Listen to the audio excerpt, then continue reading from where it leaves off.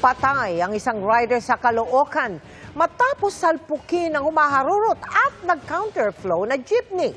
Ang nakabanggang driver tinutugis na dahil tumakas. Sensitibo po ang nahulikan na insidente at tinutukan ni James Agustin.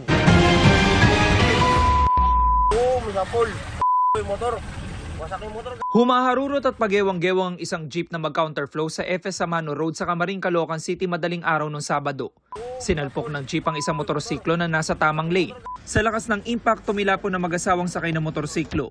Tinulungan sila ng mga rescuer ng barangay na napadaan sa lugar. Yung dalawa, sir, nakadapa. And then, nakita namin, medyo ginanong ko, tinapik ko yung dalawa, kung pa naman sila gumagalaw. Tinanong namin kung anong pangalan, taga saan sila. Sinabi naman po, sir. Isinugod sa ospital ang mga biktima. Kalaunan nasawi ang 32 anyos sa lalaking rider, habang nakakonfine pa ang 29 anyos niyang asawa. Wasak na wasak ang motorsiklo. Bumalagbag naman ang jeep sa gilid ng kalsada. Tumakas ang jeep ni driver matapos ang insidente. Ayon sa mga kaanak ng mga biktima, ihahatid lang sana sa trabaho ng rider ang kanyang misis.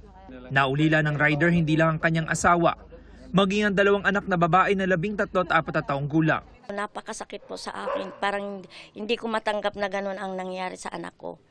Mahirap po kasi unang-una po maliliit pa sila. Tapos siyempre walang mag-aano sa kanila, maghahanap buhay. Dahil diyan sa sa nangyari po diyan. Ang babaeng biktima nananatili sa ospital at kailangan sumailalim sa 2 pang operasyon. Kailangan pa niyang operahan sa may left arm niya, tapos yung sa may balakang kasi bali din. Yung paa naman niya na operahan na kahapon, tsaka okay naman yung naging ng operasyon niya, naging successful naman. Nagpaabot ng paunang tulong pinansyal ang operator ng jeep. Ayon sa Caloocan Police, tukoy na nila ang pagkakakilanlan ng tumakas sa jeepney driver na maharap sa reklamong reckless imprudence, resulting in homicide, serious physical injuries, and damage to properties. May panawagan din sa kanya mga kaanak ng mga biktima. Sana po magpakita na po siya kasi hindi namin alam kung saan namin kukunin yung mga financial kasi napakalaki ang gastusin. Sana sumurrender na siya para mabigyan naman ng hustisya yung pagkamatay ng asawa ng hipag ko. Kasi nahihirapan din kami paano i-explain sa hipag ko na wala na yung asawa niya. Para sa GMA Integrated News, James Agustin, Nakatutok, 24 Oras.